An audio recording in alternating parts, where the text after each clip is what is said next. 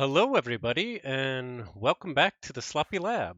This is the bottom of the beaker. Wait, no, that's not right. What up, Keyforge? I am Zoc, and we are here for the exciting conclusion of KAGI 10.0. And I am very lucky to be joined by Jeremy from Ghost Galaxy. How you doing, Jeremy? I'm doing really well tonight. I'm excited to get into some Keyforge action here. Had the workday done, got my workout in, got my food ready, and now it's time to settle in for some Keyforge action. Awesome, awesome. Yes, we are so excited. And of course, we have two competitors who know each other very well. That's right. We have quickdraw3457 and jtrussell, the hosts of the bottom of the beaker. See them on twitch.tv/sloppy labwork. So it's going to be very exciting. They play each other almost every week, and so they know each other very well. So this will be no different than every other week for them, right? Uh, No pressure on the line. No pressure. And what's funny is the kind of meme is that JT Russell always wins. But I did the research. I look back every time they play adaptive on their show, Quick Draw wins. Wow. So we'll have to see. We'll have to see. We have a whole bunch of people in the chat. What's up, everybody? We got Ember Meaties. Nice to see you. Josh from Ghost Galaxy. How you doing? Tootin' Carnage. Stormstrong. Fabulousing. Mooseman's dude, Orion Floximal, who's been streaming a lot of the KAGI. Thank you. Not tonight from Poland.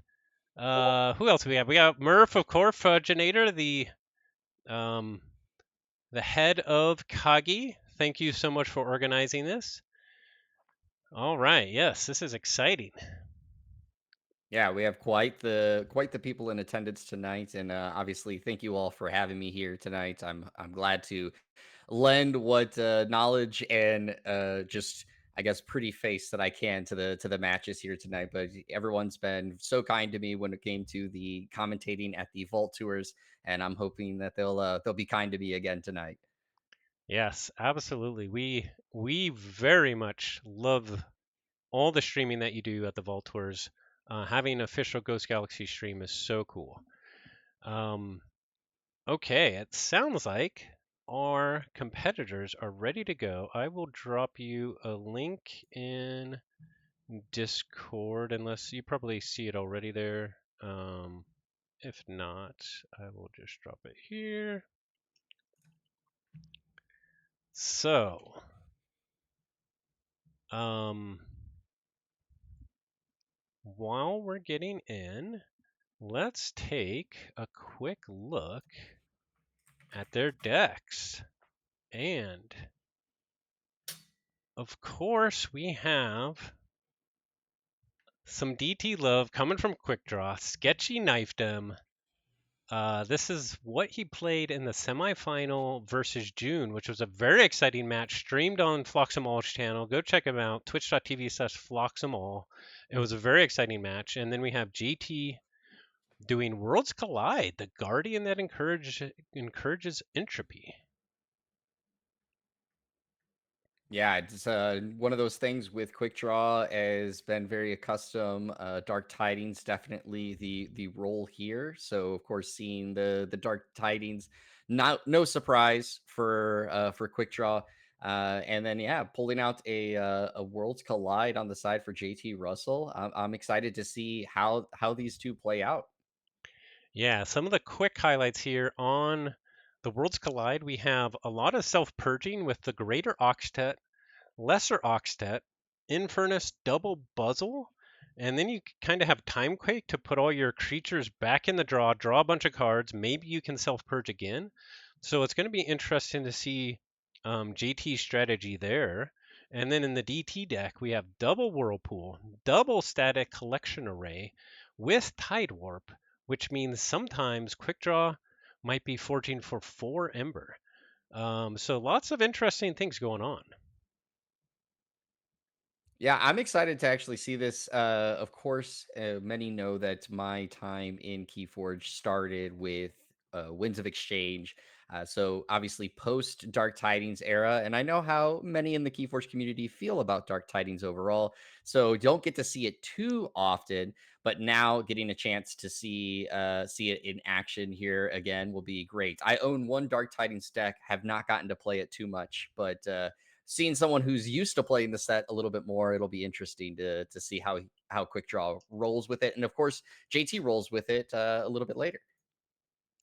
Absolutely. Okay, let's tell them that we are ready to go so they can get it going.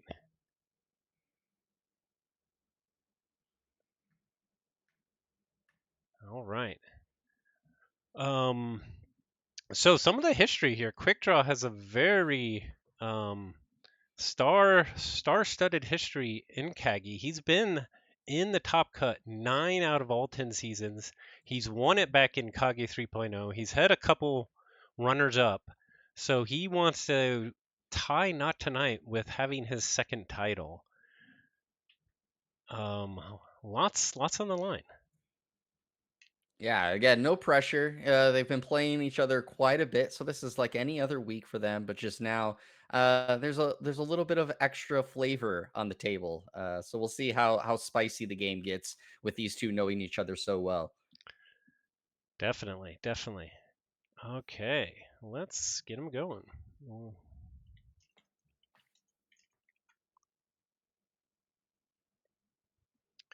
Also, JT Russell is also he's what's interesting is he's the Sloppy Labwork killer because he defeated both B-Hawk and JDG 314 on the way to the final. So he take out another teammate in the final to take it all. Well, you gotta say that luck is on his side right now. So of course, now there's a lot of pressure for GT Russell to make it happen. But of course, Quick Draw wants to get that second title. So I'm curious to see what little mind games they've been playing with each other leading into this match here.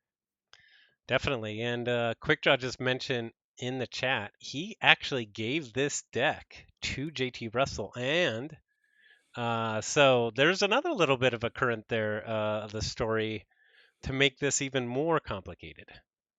Yeah, even saying I gave it to JT because I couldn't figure out how to win with it. So here we go. The mind games, are they starting now? Is Quick Draw trying to get in JT's head saying, I don't know how to win with that deck. Right. So we'll find out here a little bit later. Hey, what's up, Ketzer? Nice to see you. All right, Quick Draw starts quickly with Guildspine Netcaster. Getting some creatures on the board. As Fudgeneer says, either way, it will be a sloppy victory. Orion says Sloppy Labwork's been killing it on the online leads lately. 3 out of the top 4 in this KAGI season. Ooh, JT Russell takes out the Guiltline Nightcaster with a Positron Bolt, and sadly, we see the Timequake very quickly. So we might not be able to get to see too many shenanigans with that this turn. They're playing quick. Quick Draw comes back quickly with a Rocketeer Triska, Operative Espion, and CR Officer Hawkins after raising the tide with Biome Discovery so that they enter play ready and can reap. But JT gets down Eddie and reassembling Automaton. As you said, they are playing very quickly. We're already moving into turn three here, and very quick with Quick Draw getting 4 amber to kick things off. JT at 2, and this is definitely a fast moving game here right away. Yeah, and Quick Draw getting static collection array. One of the static collection arrays already on the board early is pretty important as well. He's got 8 artifacts in the deck. And getting those out just thins his deck. All of them are pretty important to his game plan. So definitely a fast start. Now, I do know, Zach, with how things are going here for tonight. This is, of course, as you know, not an officially supported format from Ghost Galaxy, but was supported under Fantasy Flight Games when Fantasy Flight Games owned Keyforge. And for any of our newer users in the chat that might be joining, just because, of course, the hype around this final match. Can you tell people a little bit about what adaptive is so that they better understand what we're experiencing here tonight? Yeah, great point, Jeremy. So adaptive is you bring a deck. You want it to be a little bit complicated because ultimately your opponent will also be playing it. The first game is just a normal Archon match, but then you switch decks and then you play reversal. So you're playing with their deck, they're playing with your deck. If the same deck wins both games, so each player wins one, then you go to a third game and you bid chains for the winning deck. And so that third game can often be quite exciting, depending on the deck disparity and how many chains you go up to. But often it leads to very exciting conclusions. Yeah, and for those other new users, the chains, of course, means how many times and many turns that you may be drawing one less or more than one less cards in this your draw phase. Because, of course, as many of you Keyforge veterans know, the more chains that you get, sometimes it drops into 2 cards less or 3 cards less, and that is something that can very much, as you said, deck disparity become a big factor in adaptive because if you bid too many chains and there's a big gap in power level, it can come back to bite you. Definitely. And then some decks just have the efficiency to get through the chains as well. I'm not sure if these decks really have the efficiency to handle a lot of chains, so I'm not expecting a huge one, but we'll see if we even get there. We did see Quick Draw do an unfathomable turn, do a little bit of creature control, get some creatures on the board. JT responded with a Brobnar turn to also take out Rocketeer Triska. And then Quick Draw is going quickly back into Unfathomable, getting the first Whirlpool on the board, um, getting some more Reaps in with his creatures, and passing the turn. So now we're going to have Whirlpool says the creature on your right flank moves over to your opponent's left flank at the end of your turn, and it's for both players. So we're going to start having a bunch of creatures go back and forth. So it's going to be interesting. Yeah, and we even saw with that turn in the that span of us talking that Quick Draw has already forged their first key and went into check as well in the second key, I believe, because of the static collection array. So that is something to note. That of course, Quick Draw already threatening that second key here in turn 4. Yes, that's huge. Two keys already, potentially. We'll have to see. JT might need to raise the tide to prevent this second key. We'll see what he has in store, though.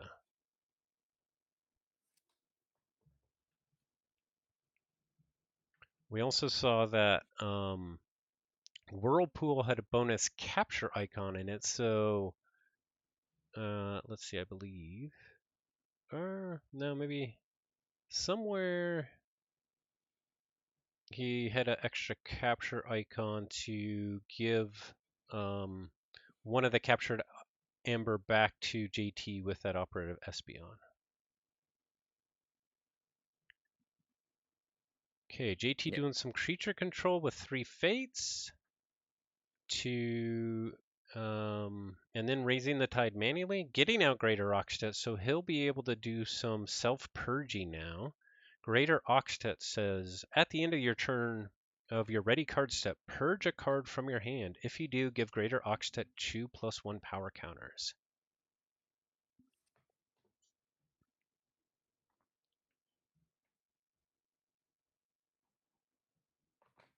All right, and we saw with Quick Draw turn coming back to him, moving things along very quickly. Already back to declaring check with 7 Amber. So now it's back in JT's hands. It's going to be kind of a look of can he deal with the Amber through any kind of control to get off of that check with the tide still high. Of course, that makes the key cost +1 now because of the static collection array, but I don't know. Well, Oh, it looks there's like he's going dis this turn, so we'll see. He is going dis. What's important though for Quick Draw is he also got the Tide Warp on the board. So Tide Warp says at the start of your turn, if the tide is high, your opponent raises a tide. Otherwise, you raise a tide. So because JT has a tide high, at the beginning of Quick Draw's turn, he'll raise the tide. His key cost will then go down to 5. And so he can get a sneaky key here. Of course, JT knows that, but It means he really is in check, even though his key cost currently is 7.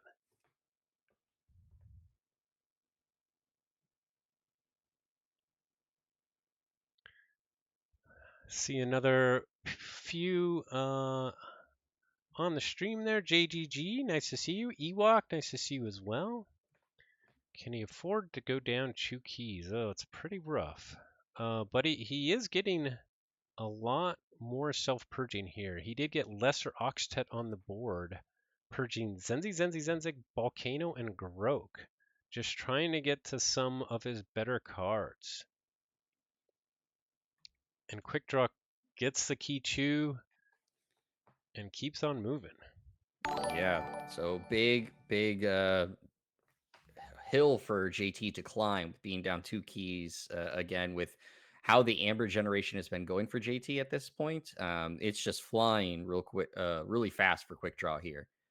Quick Draw also got off the really cool trick at the start of his turn. When the Tide Warp raises a tide, Operative Espeon can actually be used even before his turn starts. So he was able to use Espeon to reap before the turn even started, when Tide Warp raised the tide, before he even forged his key. So getting even more extra Ember in there. And then he plays Bilge Warden so that JT raises a tide again, so that when Tide Warp comes back, it'll raise a tide for Quick Draw again.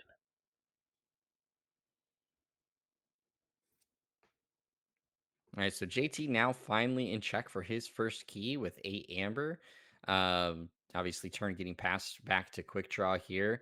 Zach, what do you feel? I guess Quick Draw can do in this turn that might be able to really put the pressure on JT and maybe push this game to an ender so quickly. Yeah, he probably has some options here. It's getting pretty interesting here with the Whirlpool because he's actually got Greater Oxted on his side now. He'll be able to do some own self-purging. He does need to worry about Lesser Oxted on the other side, which does have effect Reap. Keys cost +3 during your opponent's next turn. But he really just wants to get to check here.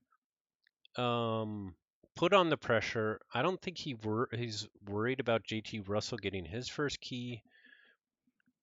I believe Quick Draw hasn't gone unfathomable in a few turns, so we'll see kind of what he has here. He is archiving cards often with Hydra Cataloger, which when a player raises the tide, they archive the top card of their deck. So both players are getting that with the tide going back and forth with Tide Warp. And he does go into Unfathomable. We'll see what he has.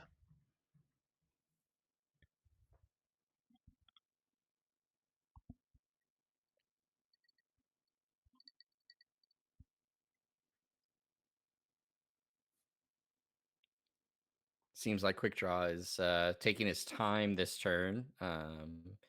Definitely a change of pace from what he's been doing to this point so far. So I think it is definitely a turn where he's, as you said, really looking to try to get into check and just kind of put the pressure on JT to stop that third key and make it again another chance to end this first game very quickly and get a first game lead here in the KAGI finals. Right, and JT is doing some good board pressure with both Velum and Hideout. They have some ways to really get through your deck quickly.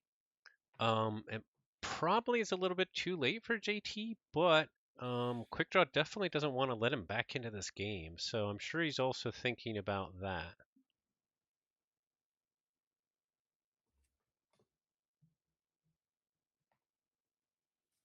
So he Quick Draw did pick up his archives there. He does, and he plays a banded ship, so he does get to return 4 creatures to their opponent's hand because the tide is high.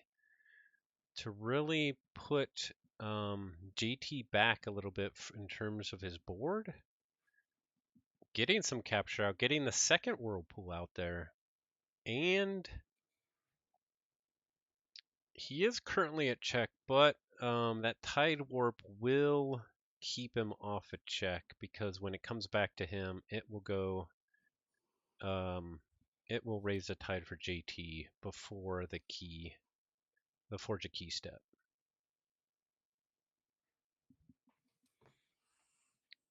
But he was able to just disrupt JT's board, so he can't make some progress there with some of the efficiency of Hyde and Velum. And we'll see how JT responds. Yeah, especially as he's only been able to forge the first key sitting with a hand size of 9. Obviously means he's got potentially a lot of options in his hands, but it comes down to, as always, what is the efficiency that's in his hand to try to deal with the situation. Yeah, some good comments from the chat. He could just purge his whole hand with Lesser Oxtet because that was pushed back to his hand. And he is going disc, so it seems like that may be what he's looking for here. With Buzzle, he's able to purge the Hookmaster, which was a nice play. Purge your opponent's creatures. Now, with both Whirlpools out, though, 2 creatures are moving every time, and JT is able to purge the rest of his hand with Lesser Oxtet.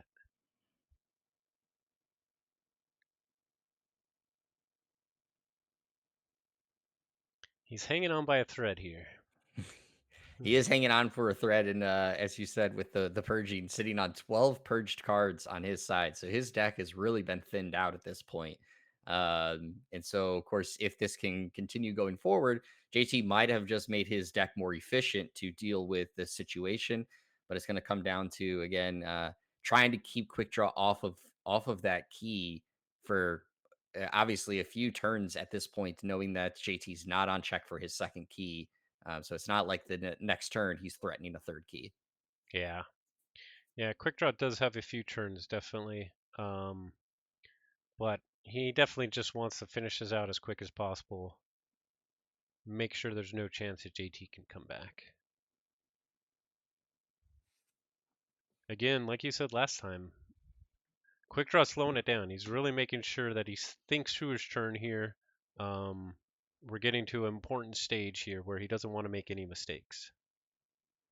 Yeah, we talked about this in the Vault Tour streams many times. At a level of competition like this, where you're in the finals, every card and every move really matters, and you don't want to lose something just because you made a mistake that, if you took your time and slowed down for, that you wouldn't have. So obviously, smart move from Quick Draw to take their time here, making sure that what they're about to do is the way that they want to play this out, and not be pressured into playing at the same speed that the rest of the game was going up to this point. Yeah, definitely.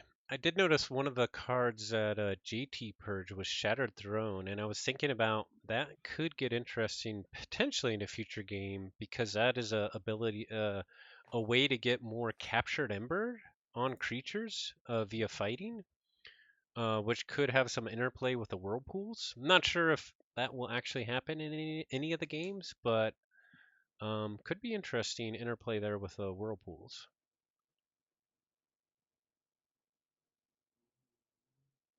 As Ewok says, Quick Draw has been here so many times for a reason. He is really good about thinking through his turns, and he goes into Logos Theory or Conjecture for archiving the top 2 card of his deck, so he's getting some good efficiency and really just kind of handcrafting churn here, playing 2 cards, PI Sweven, and passing the turn. Also, deciding to play PI Sweven on the right side so that he keeps the Greater Oxtet and can purge an extra card from his hand to draw more. Yeah, a really smart move there from Quick Draw, understanding, obviously using this deck before with the whirlpools, knowing 2 cards are going to go over, so placing his creatures in the optimal spot, so he doesn't have to pass over the greater Oxtet over, is a really smart move. Yeah, and as JGG says, he then also won't be able to reap with 3 disc creatures, and he might need to reap with a lesser Oxtet to keep Quick Draw off a check here because he's in sneaky check again. When it goes back to his turn, Tide Warp will change to Tide High, and his key cost will go right back down to 5. So he's at sneaky check. So JT will need to respond to that.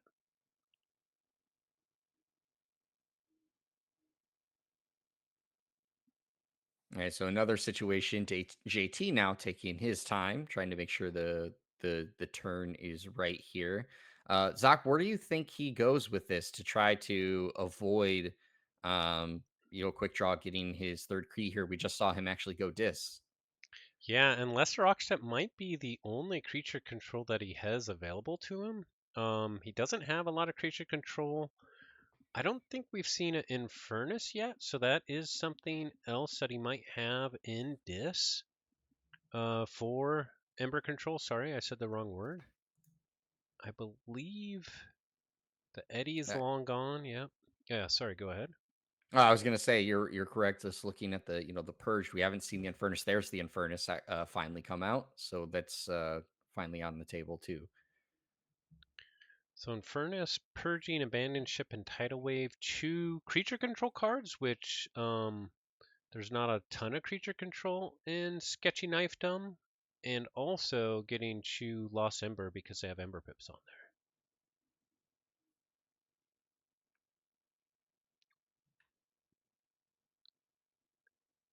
Now, just looking through what's purged and in the discard, I do think JT Russell doesn't have a lot of options left for Ember Control, if any at all. Yeah, at the end of that turn, passed over Infernus and Lexer Oxtit's over. So of course, not like I believe that Quick Draw really needs to keep it as a threat, but now if for whatever reason, if he decided to reap out with the Luxor the Dis house here, he'd be able to raise the key cost over on JT's side. And of course that would also get him to the check and get things a little bit more interesting again. Oh, but it looks like Quick Draw is disconnected at the moment. Yeah, he's had some connections and disconnections here. I'll ping him on Discord just to make sure he's all right. Yeah, what's interesting here is JT decided to let Lesser Oxtet go over with the Whirlpool. He did keep the Lilithal, but just in terms of Ember Control, I don't think he has any other Ember Control that he's drawing into until he flips his deck. So right now, the only thing that he would have is the Lilithal if he's worried about Quick Draw getting in a check here.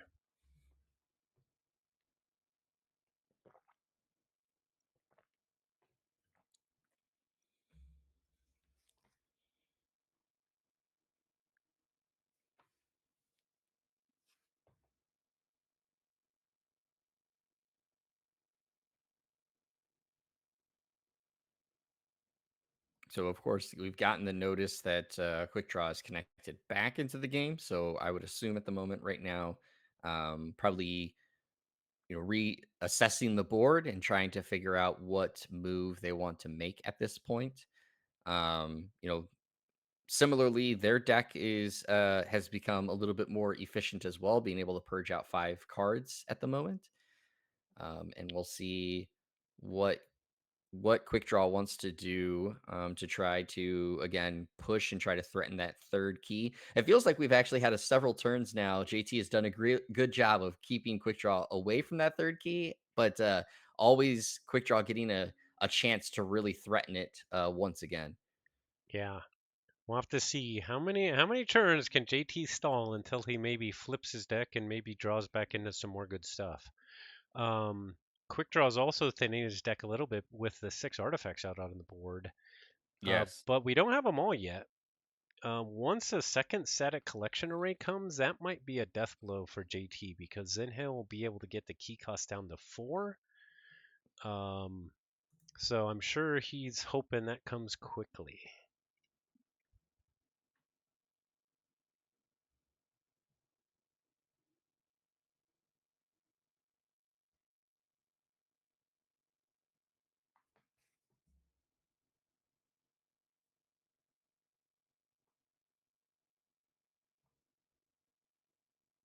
Well, while Quick Draw is oh, never mind. Looks like he's going into Star Line. So I'll hold that thought as we see what Quick Draw decides to do for this turn.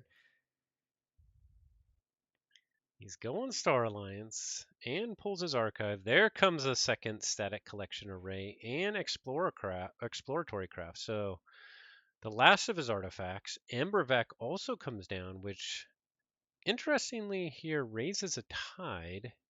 Doesn't necessarily want the tide raised. Um, he also gets the Embervac on Lesser Oxtet, which can then capture Ember at the start of his turn. But now JT actually has 4 disc creatures. JT's got some things to think about here.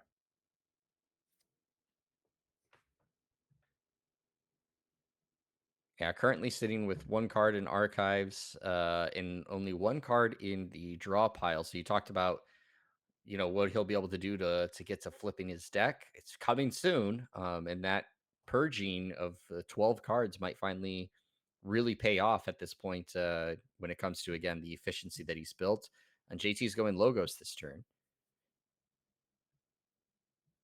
He's going Logos. I'm sure he needs to just get rid of some other cards. I'm sure it was tempting to go disc just to reap and get into check for Kichu. Maybe he can do that also in Logos while getting through some cards out of his hand. All right, so they JT gets to flip his deck off of Tau Tau Vapors there. All right, that's actually really big, I think, for JT, especially with the archives um, being there for Tau Tau, because now he can potentially draw back into Eddie for key cost, which could give him another out as we go along here. Oh, what's interesting? What does he have planned here? Because he actually changed the tide to high, reaped with PI Sweven to draw 3 cards.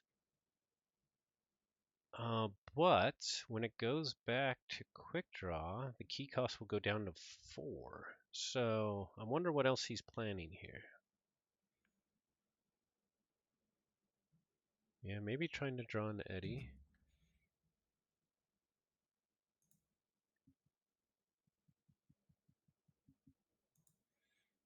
Yeah, I think looking at the 10 card hand there was trying to get into Eddie, and looking to hopefully hit that. Because Eddie hasn't come down on the field yet, I'm not quite sure if JT was able to draw into Eddie.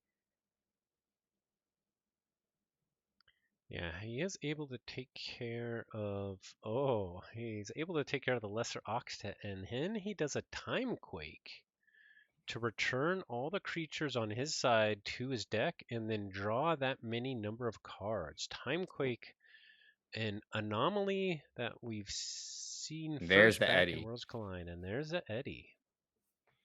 Yeah, really good moves there. Using the time quake, getting all the cards, then playing Igor, looking at the top cards again. I think the whole move there was really just trying to find Eddie, and then gets Eddie there. Now he's in check for his second key, and of course, Quick Draw was not able to forge there. Yeah, he just stopped him. Even with Quick Draw having the Tide and Chew Ember off of his key cost with Static Collection Array, but with Eddie out there stopping that key, and JT actually going up to 8 Ember and check for his second key. Yeah, things have gotten really interesting actually in the most recent turns because Quick Draw started out so quick, so fast. No pun intended, but going quick off his name, and getting to those two first keys so quickly, and really kept threatening that third key. And JT has just continued to be, that nagging mosquito on the back corner that just kept being there. And now things have gotten really interesting. Very interesting. JDG also mentions here that JT will be able to get back in Furnace from that Timequake move, which will provide him some extra Ember control potentially if there's any Ember pips in the discard. We do see Quick Draw about to flip his deck with only 2 in the draw pile. Although JT does have a couple pips in his own discard if he needs to go there. Yeah, currently looking at the discard pile, there is exactly 2 bonus amber, or amber pips, I should say, that are on there. That's in the Universal Translator as well as the Biome Discovery. So if he can flip, obviously those are no longer there. But if not, then there is at least those 2 at play for some amber control. Ooh, and Quick Draw making his last attempt here to get to check for the last time on key 3, but we'll see if it stands. He has the Igor fight the Eddy to get damage on it so that he can destroy it with Anomaly Exploiter. He uses JT's Quant to reap, and he'll be able to play 1 non-logos action card this turn. He gets some steal in with information exchange. His own Eddy comes down to increase the key cost. Brain Eater and Talmage Steelheart also come down, and I guess he didn't have a Ooh. non-logos action.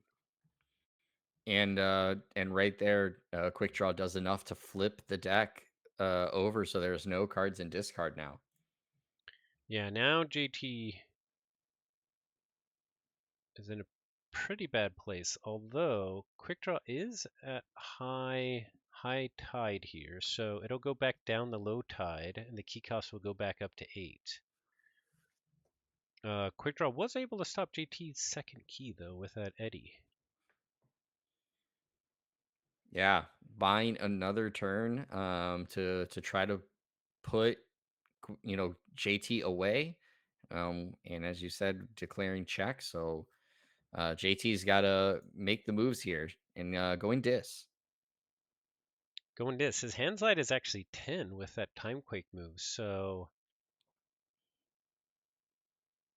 we'll see if he redrew into Infernus. If he can play Infernus and potentially the Lesser Oxtet to self-purge and have some Ember control, he might still be in this.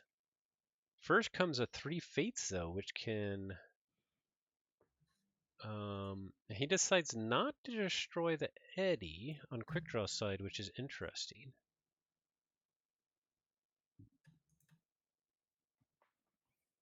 Maybe he's got another Fate plan for it.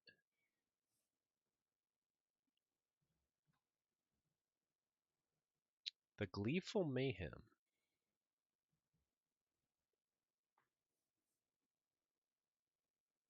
There comes the Infernus. Because Quickdraw just flipped, he has to hit his own discard for some pips, which takes Quickdraw down to 6 Ember.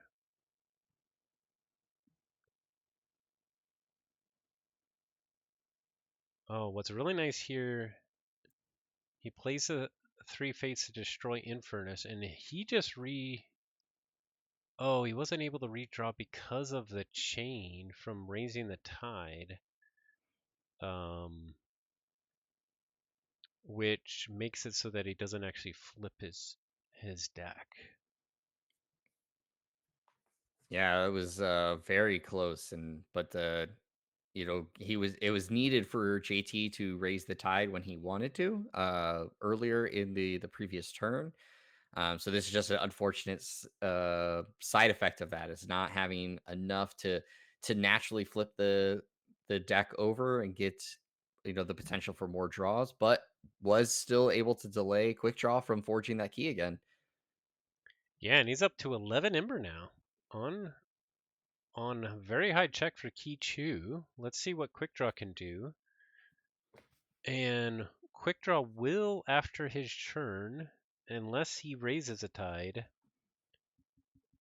on the start of his following turn, with Tide Warp will raise the tide and thus go back down to key cost of 4. So I'm sure he's planning to do that.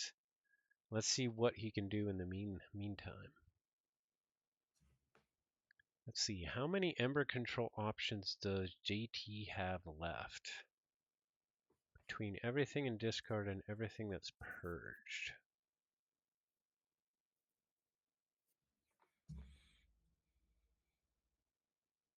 All right, that second key has been forged now, but still a lot to try to do to keep this game going, and goes into Brobnar and concedes there, and so now Quick Draw does still take it despite all the efforts to keep things going, and JT put up a valiant effort there towards the end, but taking game one for Quick Draw. Yes, game one goes a quick draw. JT with a cheeky play of Garganta Scrapper before conceding. He did a great job of coming back, but just quite not enough. He didn't get some of his key cards that he needed to purge kind of his deck early to have the comeback come.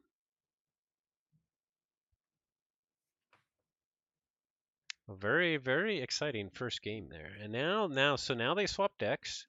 Quick Draw will now be playing with JT's Worlds Collide deck, the Guardian that encourages entropy, and JT will be playing with the DT deck, Sketchy Knifed him. All right, well we'll see how efficient JT is with that deck, and we'll see if Quick Draw is truthful with his statement earlier about giving this deck to JT because he couldn't win with it. Obviously, Quick Draw, if he wins with this, then we'll have to call his character into question here. Indeed, indeed. The mind games. We'll see if JT also gets a super fast start, similar to what Quick Draw did. He starts with a Bilge Warden to raise the tide.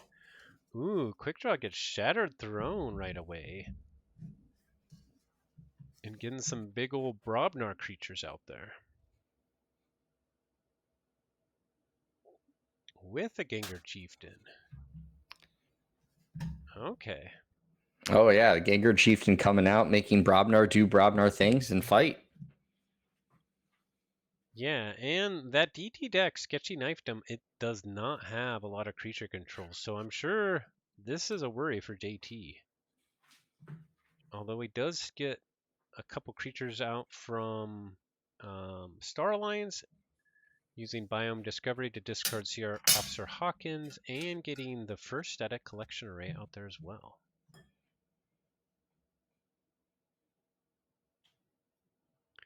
Yeah, much different start already. It's pretty exciting. Ooh, another key card for Quick Draw, getting Blood Money to put 2 Ember on Teleporter Chief Tink to get even more Ember. Grok fights into Teleporter Chief Tink to make JT lose 1 Ember, and then he finishes it off with Mog Hunter, and Gengar Chieftain just reaped. So already up to 4 Ember, still with 3 Brobnar creatures on the board. Yeah, and this is a definitely different than what JT was able to do with this deck, as you said. Quick Draw getting a lot of key cards on this. We did not really see much Brobnar being used in the last game, and it's been all Brobnar to start over here for Quick Draw. Yeah, I think JT only played Brobnar once, if I remember, and Quick Draw's already played it twice, so much Yeah, I different believe it was game. once.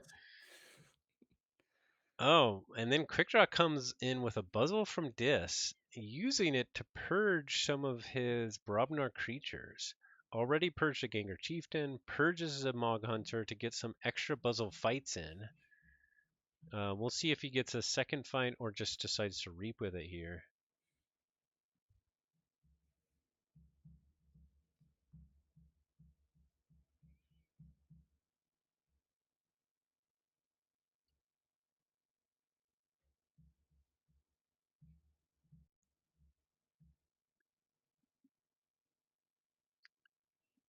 And using the second Buzzle to purge the other Buzzle.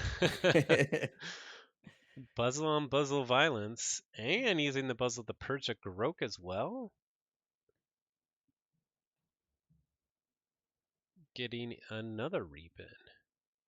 So the self-purge has started with the Buzzles. Let's see if he gets any of the Octets early as well. Oh, he does get the greater Octet. So already a much faster start here for Quick Draw with this deck than what JT had. Yeah, we'll have to ask Quickdraw if he shuffled this deck properly, when we talk to him afterwards. But yeah, definitely starting off just as fast as he did with his previous deck as he is in this deck in this game. So two very quick starts for Quickdraw here. I guess that's why he might have that name. He's on point, on point. Well, JT will have to have another comeback, it seems. Let's see how he responds from the purging.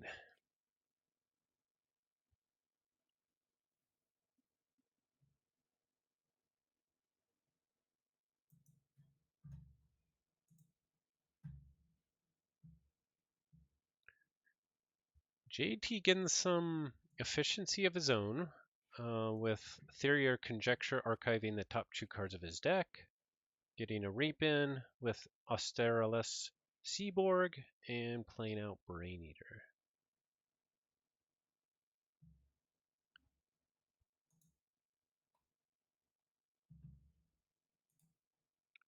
Quick Draw going back into Logos, getting a Tau Tau out there, so he's also getting some of the speed early that JT didn't get until late. And getting out Velum, which is protected by Greater Oxtent's Taunt. That is actually pretty important because, as we said before, JT doesn't have a lot of creature control. Now, he does have the Seaborg, so he could Reap with it to destroy the Velum using the Reap effect. Yeah, and he also did throw down the discombobulator onto Greater Oxtet, of course, making it so that his amber can't be stolen. Not so much of a threat, based off of the houses that these two decks have. I don't recall that there was really much stealing going on in the previous games. Obviously, if it was shadows, we'd be seeing a lot of thefts going on, but still, just a little bit of extra protection of the amber quick draw has been able to generate.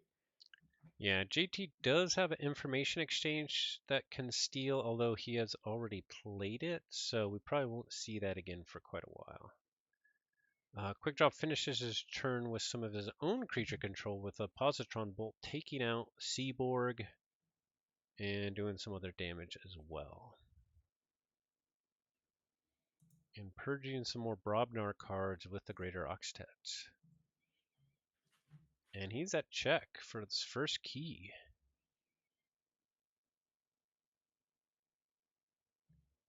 All right, took him all the way till turn 5 here. So I guess a little bit too slow for quick draw. I'm gonna have to question him about his speed and efficiency in the afterwards as well. But still a quick start. And obviously we'll see what JT can do to potentially threaten his first key as well. And looks like he's going to be able to generate enough. JT had a huge turn here. He gets out the Whirlpool with a Capture Pip to capture on a creature that he's going to send over to Quick Draw with a Whirlpool. He gets his Abandoned Ship out there to push some creatures back into Quick Draw's hands. Another Capture Pip off of Seabringer Kakoa onto that Espeon to take Quick Draw off a check and send those Ember over with the Whirlpools. And he gets both Whirlpools out in the same turn.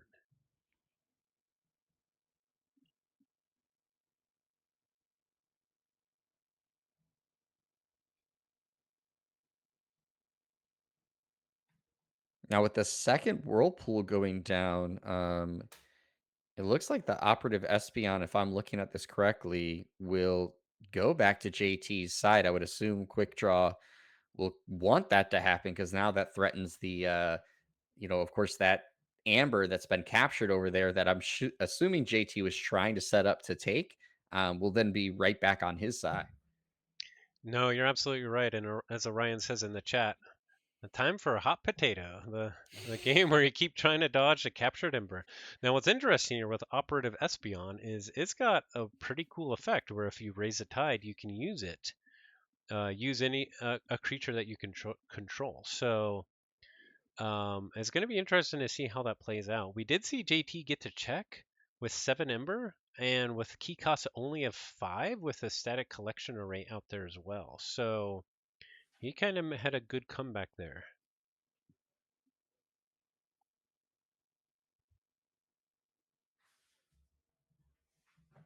Yeah, and he throws down the Eddie at this point, so that will bring it back to 6 with the static collection array, but still with 7 amber, it looks like JT may, unless Quickdraw plays something here to capture some of that amber off, he may still be able to get that first key. And yeah, he lets him have it for 7 Ember there. So JT gets the first key this time, but having to pay 7 Ember for it. And Quick Draw's back to check at 6. Ewok's got an interesting comment that JT could have made the decision there to only play one of the whirlpools if he wanted the Espion not to come back. However, with how little creature control he has, I'm guessing he wasn't too worried about that. It might be a different story if he had his Anomaly Exploiter out there already, but he's got very limited creature control options. Yeah, And and I would have agreed with Ewok there too, prior to the turn ending there, and of course, as we said, JT had to pay 7. So without that second whirlpool, of course, would have been sitting at 6 and not able to forge the first key, which normally isn't always a huge issue in Keyforge, as we talk about many times. Is Keyforge is a marathon, not a race, so sometimes the first key is not a huge issue. However, with the quickness both these players have been able to utilize these decks, there's a chance that that first key, getting it now, could come back to be a key component later on. absolutely, and we see here JT getting his second set of collection array out, which is really important for his game plan. Also, Rocketeer Triska. We'll see if he has any other Star Alliance creatures come out, which will come in ready on that flank. I also do want to give a shout out to Ewok. Obviously, he is a high level player, knows a lot about this game more than I could ever do. So I appreciate, of course, the things that I see him. And I said, like I said, I would have definitely agreed with him until I saw the key forged there. So Yeah, and JT actually having a really nice play here. He decides to play CR Officer Hawkins on the side of Triska, so it comes in ready with then a universal translator so that he can reap with it and use the Igor to fight the Velomoth. And that way he can then pass back the Espeon. Very nice play. He was also able to capture one Ember using the CR Officer Hawkins to take Quick Draw off a check and put that Ember right back to Quick Draw. yeah, so the hot potato continues. Which one wants to have operative operative Espeon when the time comes? We'll see. Indeed.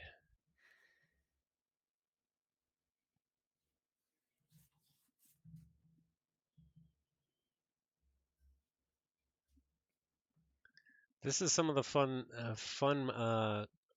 battle lines that Whirlpool has. Now, Quickdraw's got 4 creatures, and only one of them is actually his. Yeah, that's that is correct. There's a lot of passing along going on here, and it always is interesting for an opponent who does not have the houses of the cards being passed over. Most of the time, of course, it's not very efficient or, I guess, productive for them sometimes to choose a house that they do not have. But sometimes the card could get passed over that is just too spicy to let go. And so, uh, obviously, logos getting passed between the two is definitely something that is effective for both of them, but any of the other houses, it starts to become questionable. Yeah, it's a good point. We've already seen some interesting interplay with the logos. We saw last game PI Sweven reaping for the other deck. We saw Quant reaping for the other deck.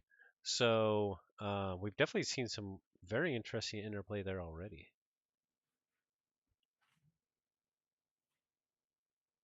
Okay, quick draw goes this, and he takes his archive, which is interesting because with Eddie, the opponent's key cost plus 1 ember for each card in your archive. So he just moved the key cost from 6 down to 4. So he must have something that's worth playing in Dis to not have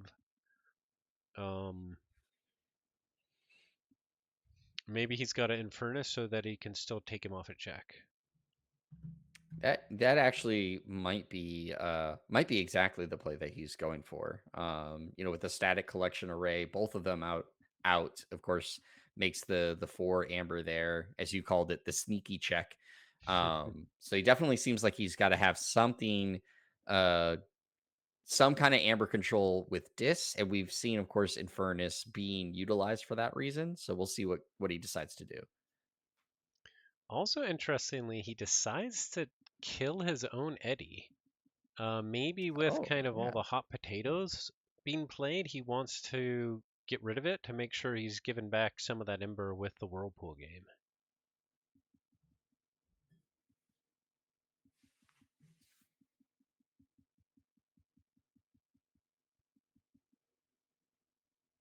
All right, we're seeing some puzzle purges going on again. And there comes the Infernus. The Infernus comes down, and he also decides to take the tide there.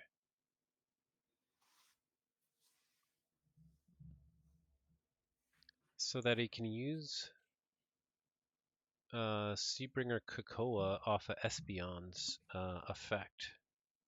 Oh, choosing to also ban the Eddie on the side of JTrussell there. He doesn't want that coming back. And And quick now draw goes into check. he goes into check and gets a really nice big disboard out, including Ember Control and Self Purging.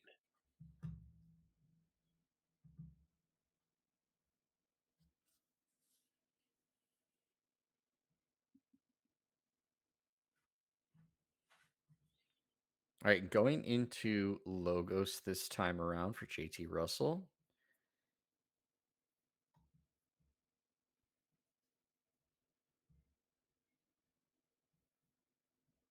A quick churn, just Tide Warp, Honors Keysis, both for the Ember, and then discards PI Swevin.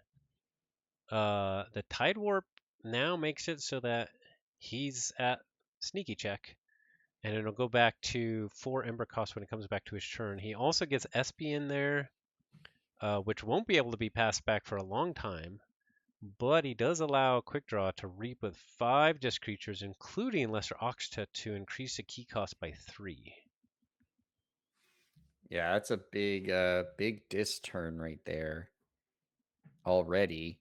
And that's not even digging into his hands. Just he starts to dig into his hand now too. Yeah, and Quick Draw goes up to check for Key 2 with all the reaping, passing over Infernus and Lilithal. With the Tide Warp being raised on JT's turn, he's able to use Lilithal with the operative Espeon to reap and capture one in his pre-Forge a Key step. However, with the Lesser Oxtet's +3 key cost, doesn't look like he'll still have enough Ember to forge. These players are so good at eking out every little single advantage. It's so exciting. Yeah, they've done such a great job just making sure that they do, as you said, just the sneakiest type of things, just barely getting the chin hair over the bar, so to speak, to make it that much more difficult for the other side to move forward into the game and get to that third, second and third key. And so it's really interesting. It really shows how much these two not only understand these decks and the ability to adapt and play with them, but of course also know their opponent so well that's like what they will be trying to do in their next turns. Definitely. And JT goes into unfathomable, but is definitely thinking through his turn. Orion had asked if Tidal Wave has been played, which it hasn't been, and here we see it coming from JT. Some of his last pieces of creature control there. You speaketh, it cometh. Also with a capture pip to capture on the Infernus, give that Ember back, and he was able to destroy that hot potato. Operative Espeon is now gone, and the other key piece of Ember control, Lesser Oxtet from Quick Draw's side. Going up to 10 Ember with just one card. Let's see what else he's got.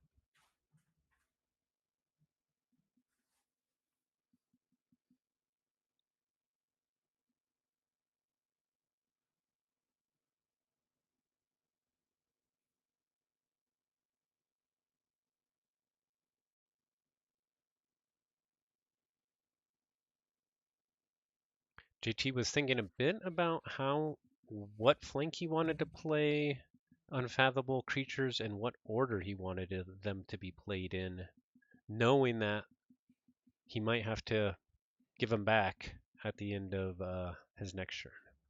Yeah, for sure. And it was also really smart to, as he thought about it too, is, of course, passing along the Infernus and the Lilithal, both having Amber on it. We already saw, of course, as you said, with Espeon getting killed, he set that play up, which of course seems like so many turns before to finally get that Amber, potentially setting himself up for another chance to gain some Amber off some moving, parts here in the next turn.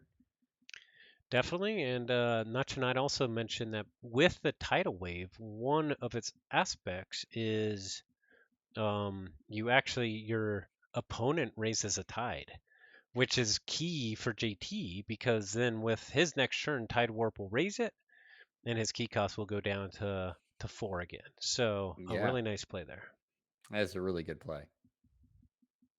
Quick Draw now thinking through his options on how to respond.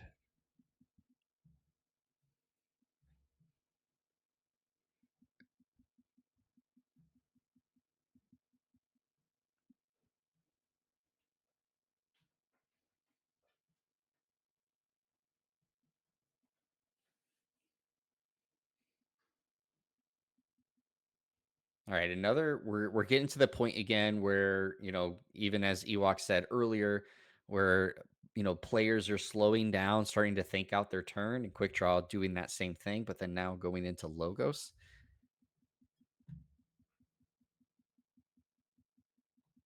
Gets a bunch of damage onto the board, gets out a Resembling Automaton and a Hide, a very small turn, and then purges Overrun with Greater Oxtet. So JT does get a key for 4 Ember and is already at check for his next key, although with the Tide Warp, it'll go up to 8 Ember cost. But with a big board, he's actually looking in a very good position here. Quick Draw is at check for his Yeah, second key. yeah, but JT going into Unfathomable makes a whole lot of sense here. As you said, can get some Amber, and of course, immediately fights into the Lilithal and gets 2 Amber there. Um, Takes out the Infernus, gets another Amber there, and the Wicolia, if he reaps here, of course, increases the key cost for against Quick Draw. So a lot of smart moves there going into Unfathomable in this turn. It looks like he just decides to discard the rest of the Unfathomable in his hand and readies and passes turn. So now at declaring check with 10 Amber. Now that makes a lot of sense because he doesn't want Quick Draw to be able to capture some Ember and then lose a game of Hot Potato because he's got too many creatures. For sure. So Quick Draw has to stop a whole bunch of Ember here. JT's got 10 Ember on check for key 3. The key cost will go up because he's tide is high here. So it will go up to 8.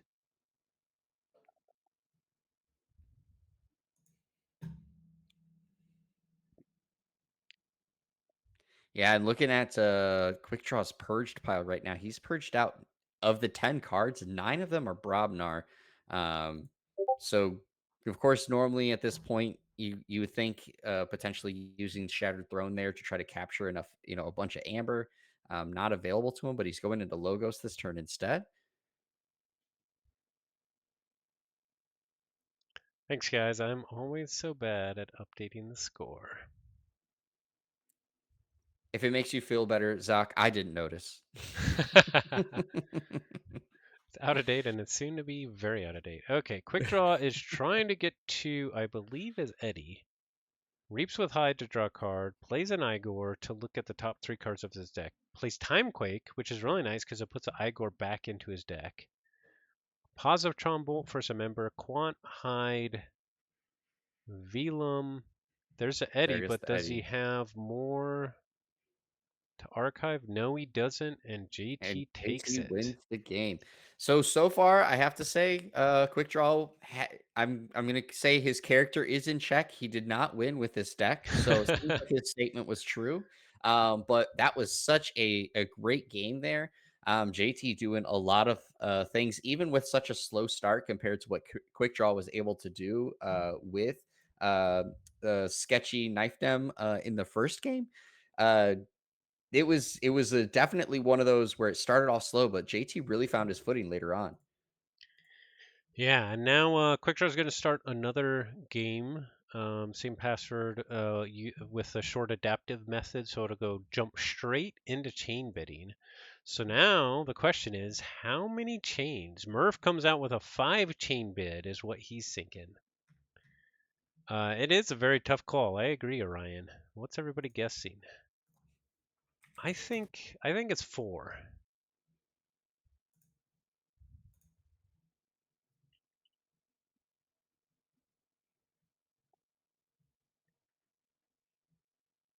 It might be 5. Yeah, I don't know. Somewhere between 4 to 6, I think. 6 is probably too much, though.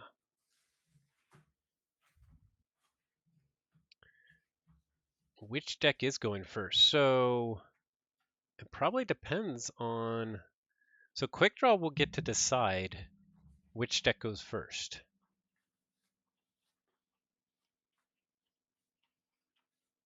Quick Draw already says Sketchy will go first, but we'll see what he says depending on if he wins it or not. Moon's Mass Dude says all the way up to 7. Floxamal says 6. All right, so we got between 4 and 7. Tonight says 4. Ember Media says 4.5. I like it. I'm gonna go 5 just to go a little bit above Amber Meaties there. Oh, KAGI rules has Sketchy has to go first. I see. I see. So whoever wins the bid gets to go first. I get it. KAGI rules.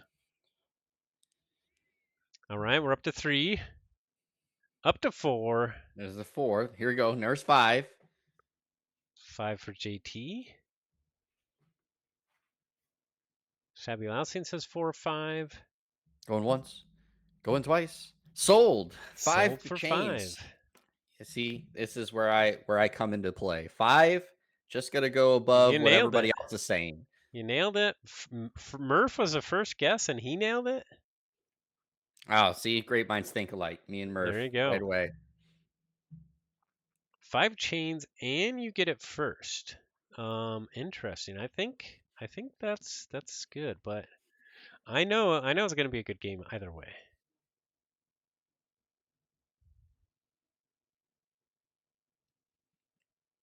All right, let's see who gets the fast start this time. Will Quick Draw again get a quick start? Yeah, we'll see. Also, this is again comes down to, and I keep playing poking fun at it, but I think it is actually a really interesting point that Quick Draw is back on the deck that he said that he's had trouble winning with, which is why he gave it over to JT Russell. So I was curious actually to see how much Quick Draw felt like bidding chains on a deck that he feels more familiar or comfortable with. At least it appeared that way in the first game. So we'll see how much this plays into a factor later on. Okay, so we've had a really crazy start already. JT starting with Whirlpool the first turn, but Quick Draw on point had a huge first turn. Tau Vapors to draw 2 cards and archive a card. Pause a Trumple, Igor to look at the top 3, and he discarded Volcano and Ragnarok. Reassembling Automaton, then Timequake to draw back into him. or draw back 2 more cards after putting those. So Igor goes back into the deck, and then This playing out is at Eddie. this is another one of, is Quickdraw shuffling these decks properly? I don't know. All that speed, logo speed for him early is really huge. I'm agreeing with not tonight here. Who's shuffling Quickdraw's decks here? JT responded with a status collection array and a CR Officer Hawkins. And then Quick Draw coming back with some Brobnar, Narp, Grok, and Gengar Chieftain. We have Narp on the board, but critically making JT lose an Ember with a Grok fight off a Gengar Chieftain.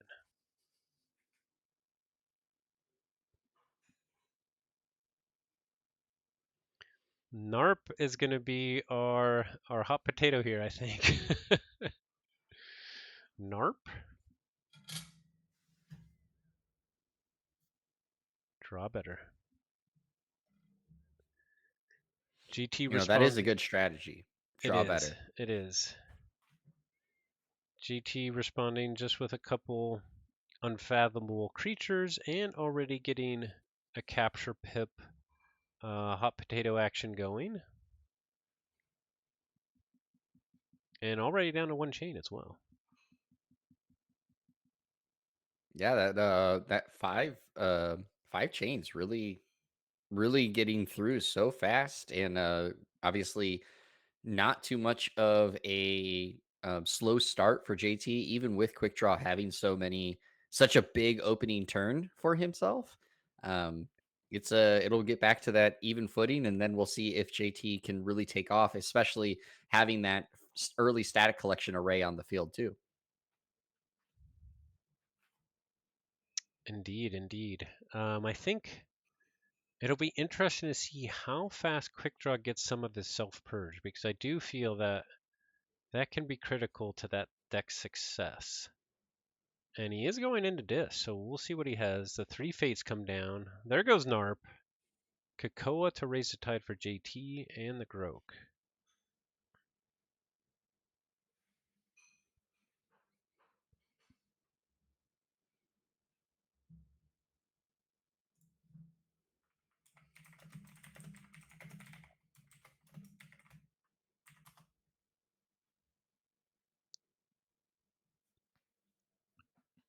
Festering Touch, deciding to damage his own creatures there.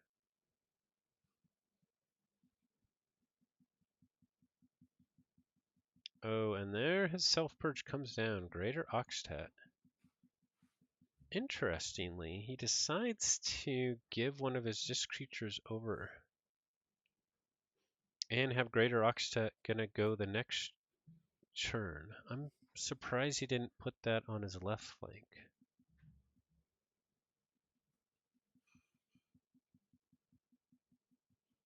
Yeah, we'll see. We'll see if that decision comes into play a little bit later here. And of course, depending on how it goes, we'll see if that's a question we ask a little bit later in the potential interviews afterwards. Indeed. JT plays out 3 Logos creatures, including Eddie, to archive a card, and then gives the Eddie right back to Quick Draw. Very interesting.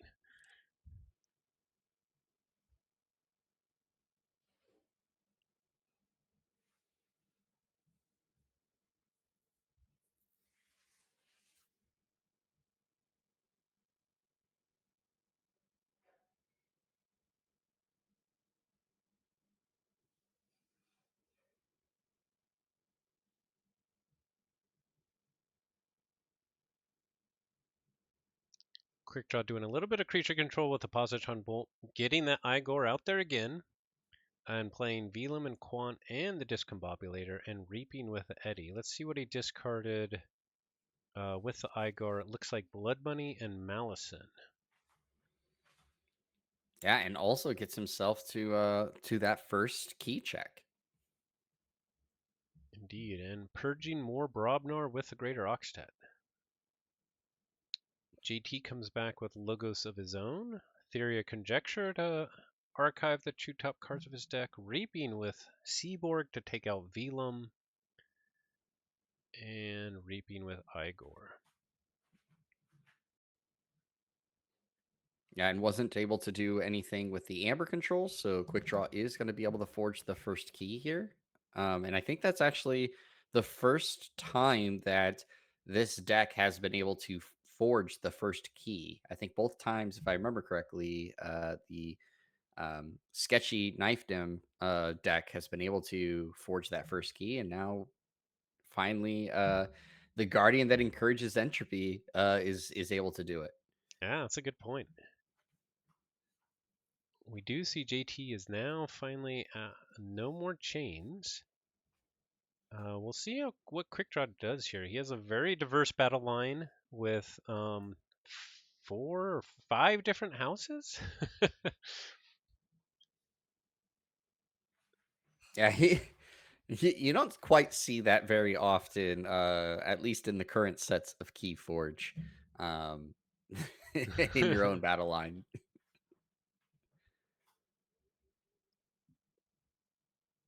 Going into this and taking his archives.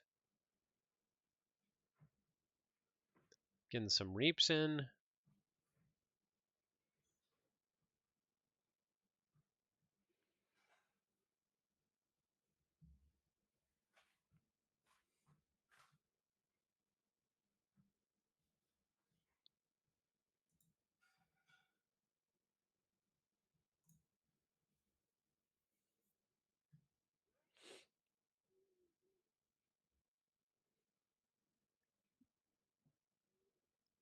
Getting to the point where time to slow down and make sure that you think through with once more and more artifacts get on the board, more and more creatures get on the board, there's so many interactions, you got to kind of make sure you think through everything that could happen. Yeah, especially with only the one whirlpool on the table, as you see there, quick draw playing the spider on that right flank, so Greater Oxtet doesn't go over. Um, Probably again that similar thing that was trying to figure out where they want to place it so that Greater Oxtet isn't going over towards JT's side, at least at this moment. Indeed. Quickdraw finally cleaning up a lot of the board, a lot of his own board, using Gleeful Mayhem.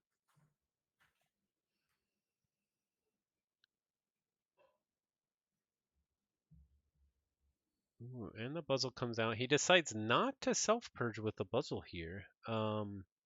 Probably really liking that he's got 4 disc creatures on the board, and asking JT, okay, how are you going to respond to this?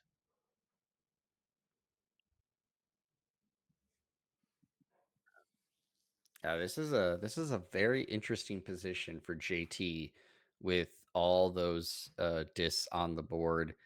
Um,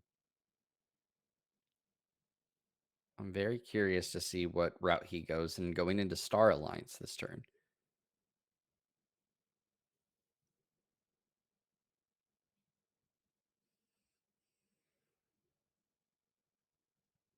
We do see the Rocketeer Triska come down.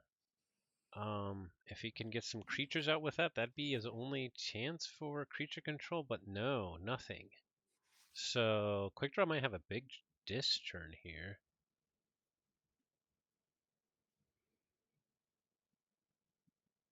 He does get the Embervac to raise the tide.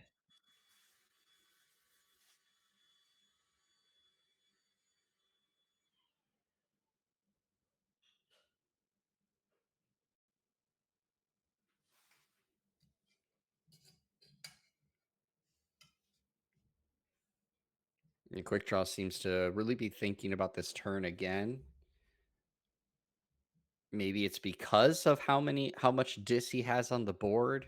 Um, his discard pile he's sitting at with 4 discards in the discard pile plus the 4 on the field. So it means he's got probably a sizable hand of disc with only 1 extra discard in the purge pile.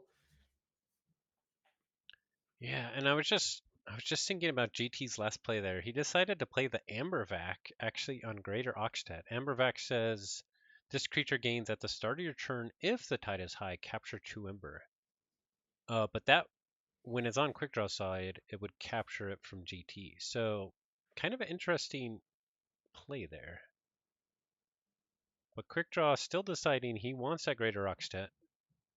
Because it's doing nice self purging and getting the Infernus out for some self purging because GT doesn't have any pips in his deck, in his discard.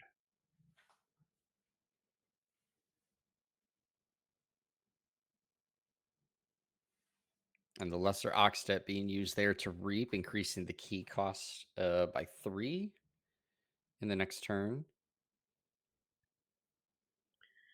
Yeah, JT is actually in a really tough spot here with this huge disboard.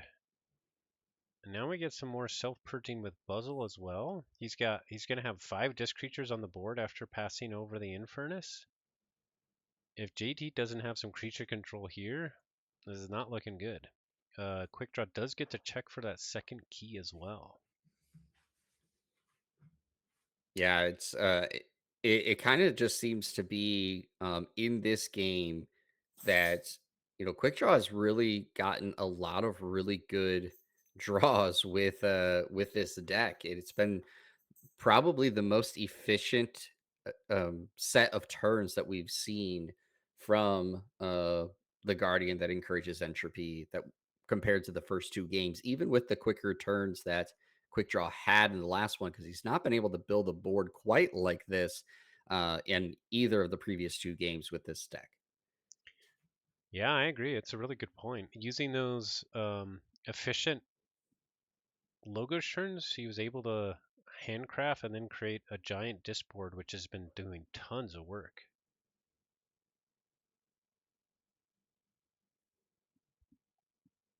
Okay, GT goes Unfathomable. He does have some potential creature control options there. Call the Void and sleep with the fishes takes out the Lilithal. Another Whirlpool comes down. Guiltspine Netcaster and capturing to put it over, but he's only able to take care of one of the disc creatures, so there's still 5 on the board for a quick draw. With the spider coming back with the second Whirlpool for a quick draw to use. He does take him off a check though, and get the check. Yeah, does just enough to get him off of check. And now, of course, we're seeing the fun that has been happening in the first two games. Seeing two jumping to each side here, and so that could make things a little bit more difficult to get greater Oxtet to stay on the side of quick draw, depending on what house he wants to go into this turn. Because, of course, just like in the previous one, it could be very tempting to go back into dis again with such a big dis board. But we'll see what route quick draw decides to go. Indeed. And just thinking through what Ember Control GT still has left. He still has an Eddy, which can do some work if it's timed well. We haven't And seen the. as stated, quick draw does go into dis again.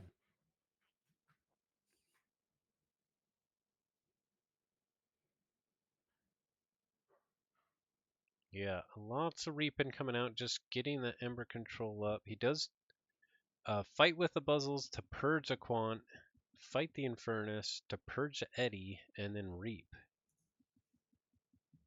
Just clears JT's side and gets up to 11 Ember. Then with a Festering Touch,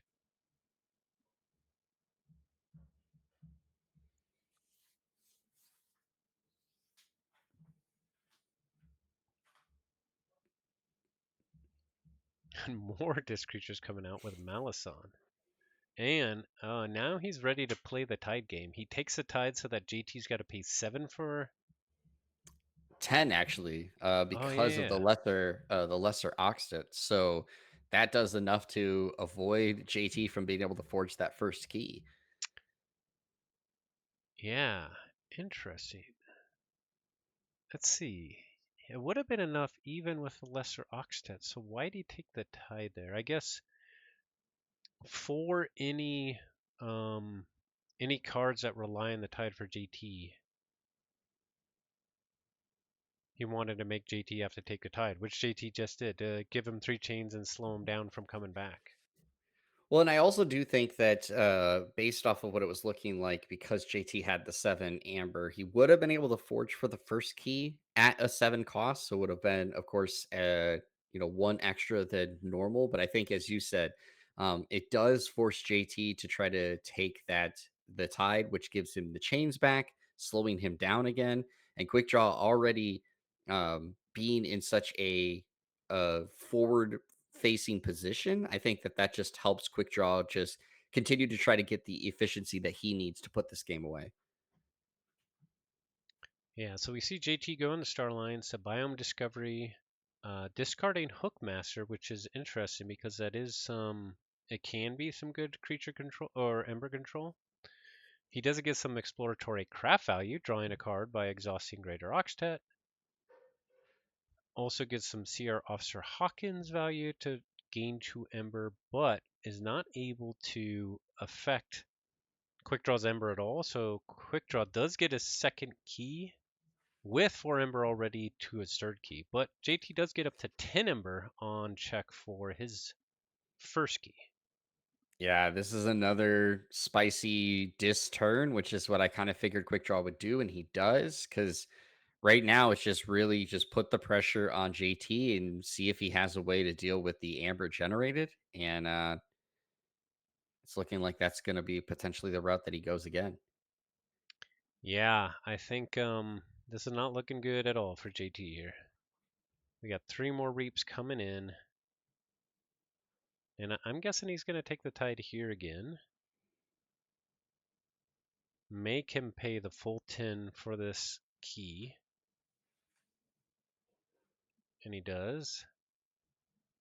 So JT does get his first key for a full 10 Ember, and Quick Draw goes to check at 9 Ember for his third key.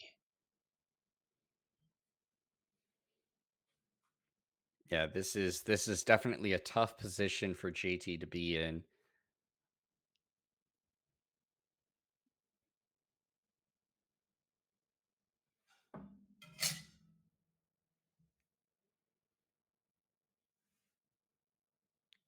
This is one of those situations where I talked about it earlier. When you don't normally have the house, you could sometimes consider it. I wondered if JT would consider going disc just to reap with lesser Oxtet to push the key cost past the 9 that's currently sitting there, but goes into Unfathomable instead. He doesn't raise his key cost. He returns lesser Oxtet, and yep, Quick And Draw. Quick Draw takes it. Congratulations to Quick Draw, joining Not Tonight as the only 2-time winner of KAGI. Congratulations. Super exciting game here. Yeah, and so I get to call Quick Draw's character back into question. He did win with this deck that he said he couldn't win with. So now we get to ask him a little bit about that here in a bit. How much of that was mind games? Yes, definitely. And we're going to, of course, stick around, everybody. We're going to do some interviews with both Quick Draw and JT. Quick Draw needs just a couple minutes, and we'll get them both in here. We'll get them here on Discord.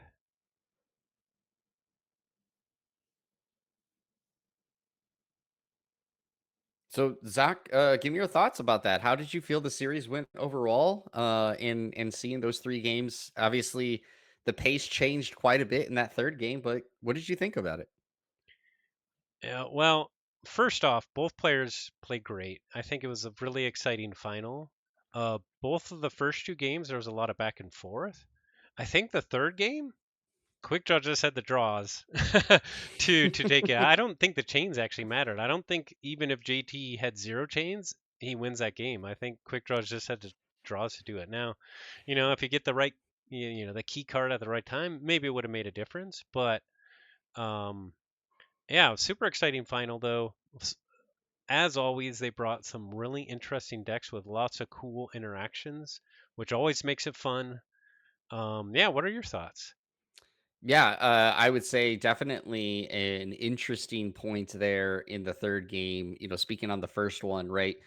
We talked about how quickly things really went forward for Quick Draw, and JT Russell nearly scraping back to come get that first victory, but of course, Quick Draw able to put it away.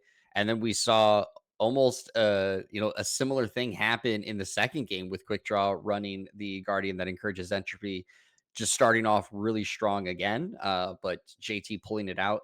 And I agree with you. Looking at the chains in that first game, it just really seemed like Quick Draw continued to get really good hands that he wanted early on. Again, the pun of Quick Draw just seemed to fit so fittingly there for him.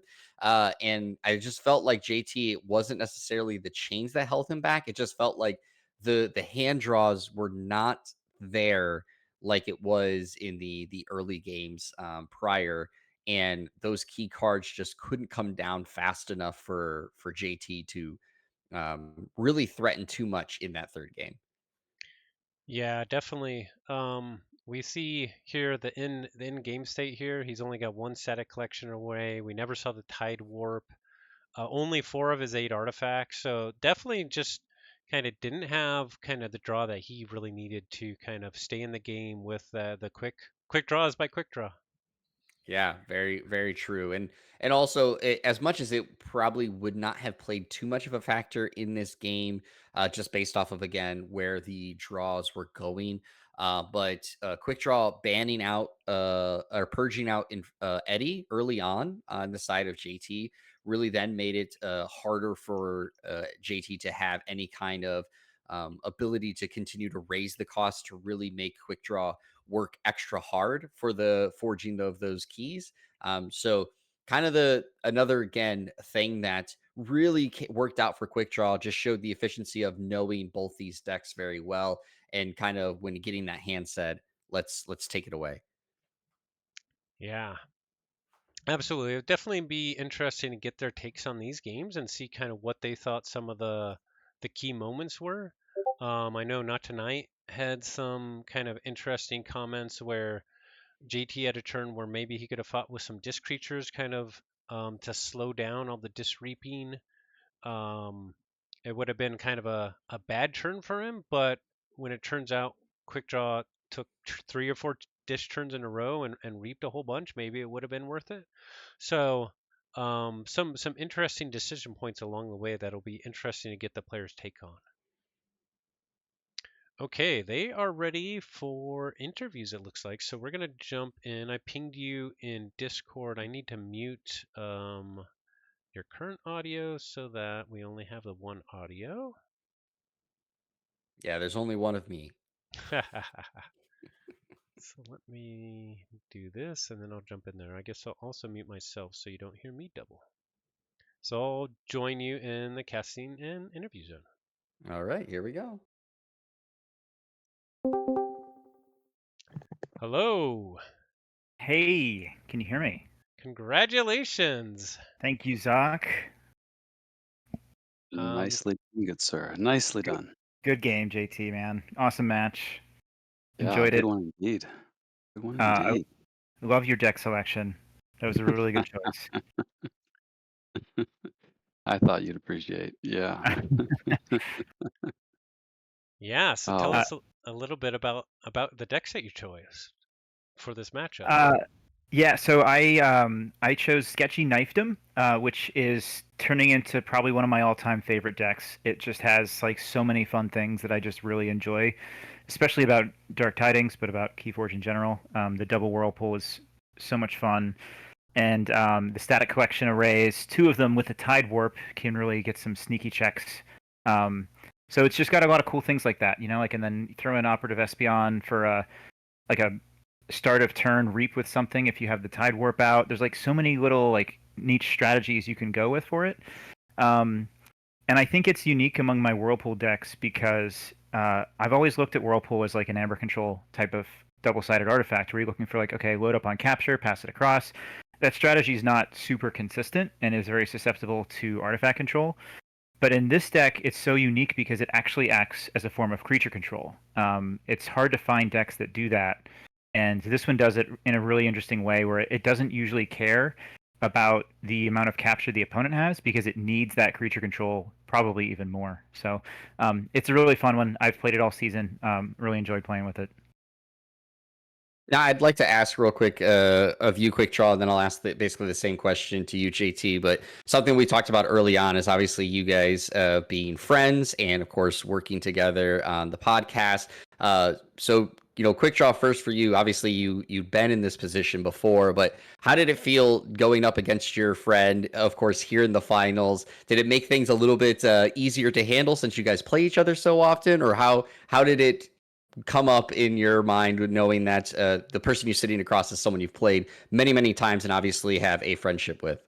Yeah, it was completely different for me. Like I don't know if it came through in my past interviews with Zoc after previous KAGIs. I get very nervous for these things, and knowing that I was playing JT, I was not nervous, and that's not a slight at him. It's just that I knew that I was going to be happy no matter what happened at the end of this match, and that's the honest truth. So I felt more relaxed and just really enjoyed it, and had a great time in the games. Yeah, and JT, again, how about yourself, knowing that you were sitting across from Quick Draw, or I should say, looking into the screen against Quick Draw to take out this game? Oh yeah, I mean it was gonna be fun no matter what. I wasn't super nervous in the same way that I was in some of even the like end of pool play games. Waiting on the bubble to see if he'll make it into the top cut. Obviously, a lot of respect for Quick Draw as a competitor. So again, not a slight there, but it was kind of gravy to come out on top. I wouldn't, mind some gravy, but but yeah, we were gonna have a good time. I will say I did practice against a deck or two of his, but he would think less of me if I didn't. But yeah, he did not disappoint. It was a great match. We were locked in, but it weren't, it didn't feel like there were nerves running or anything like that. It was just kind of good fun, definitely. My other question I want to ask real quick, following up off of that, is again something that I mentioned quite a bit. Is when we started the game one, Quick Draw, you had said that you had to remember what was in this deck because you gave it to JT because you couldn't find a way to win with it. How much was that actually playing mind games with JT, and you feeling like wanted to pass along that, oh, I'm not good with this deck, so don't give it to me? I'm legitimately not good with it. I think the right question is, was JT playing mind games with me by choosing it because he knows that? Oh. No, 100%. There were like three levels of mind games I considered, right? I know some sorts of decks that Quick Draw is really not a fan of. I was like, oh, maybe I'll do that, and then the next level was maybe I'll borrow Chandra from JDG just to just to mess with him. But yeah, this one's got a good story to it. It was one he had lent me for I want to say a couple leagues or maybe just for some fun games, and I really took a liking to it. And he eventually gifted it to me. So it was kind of just kind of a fun little nod to the story behind the deck there to bring it here. And it doesn't hurt that he reminds me often that I play it better than he does, though. It is Yeah, he true. played it pretty well this evening, so kudos to him for that. Why don't you tell us a little bit about why you like the deck, JT, and why you thought it'd be good for this matchup? Oh, I mean, it's just such a unique deck with the time quake. I don't think I've seen too many decks that can lean into it quite as well. I really enjoy self-purge strategies and decks that can use their archives as sort of a deck thinning mechanism. So there are some very, very cool endgame modes you can angle yourself into using the purging tools, using the archiving tools, whittling your deck down to kind of the right tool to whatever the matchup calls for. Um, and it's one big drawback is that there's no artifact control, right? And I do know Quick Draw is a big Whirlpool fan, so we went in knowing this was maybe a liability, but could embrace the Whirlpool shenanigans no matter what. But yeah, I love the Time Quake. It can do some really incredible things with it if it gets there in an end game. And it's one of those decks where you can end up with 20 cards plus Purge and a bunch more in archives, and you're kind of looping looping through things turn over turn, and can really turn games around that look dire. So it's a lot of fun to play. Hmm. Yeah, I mean, we did see something like that, of course, in game one. Quick Draw, you started off so strong, really putting JT on the back burner.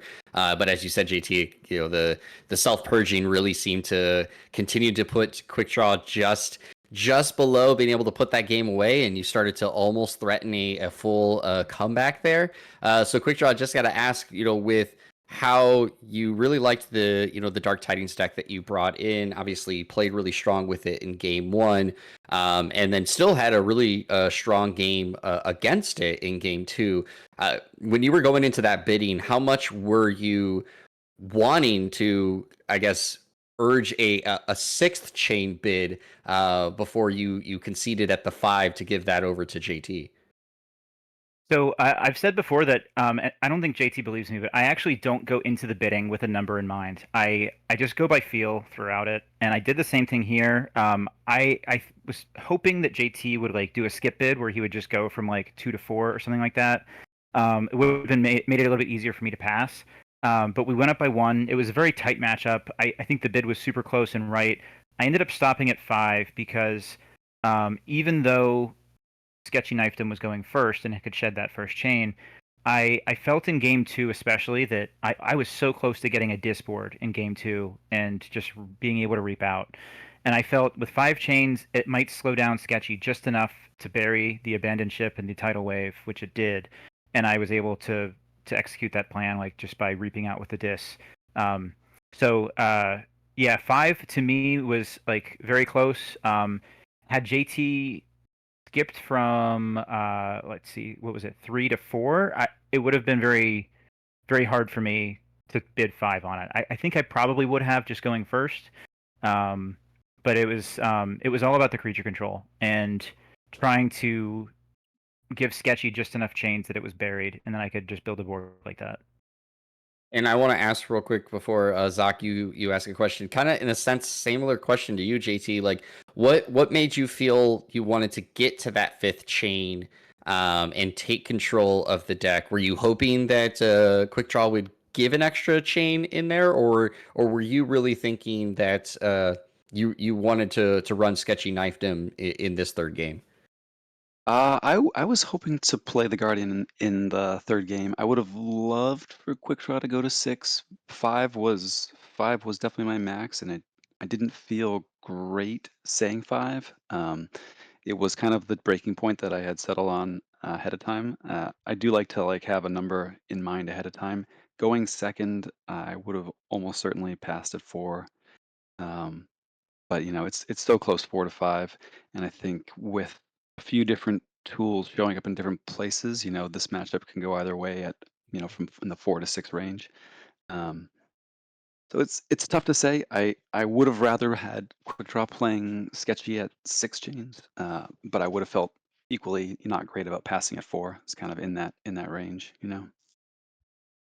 Yeah, it looked like to me the chain bid was right on. 4 to 5 depending on who's go first, and I think probably that third game we saw the Guardian draw better than it did in the other 2 games, which especially with that early Logos efficiency, getting the Igor back in the deck, to then very well or very superbly done kind of handcrafting and then setting up that huge disboard was very well done.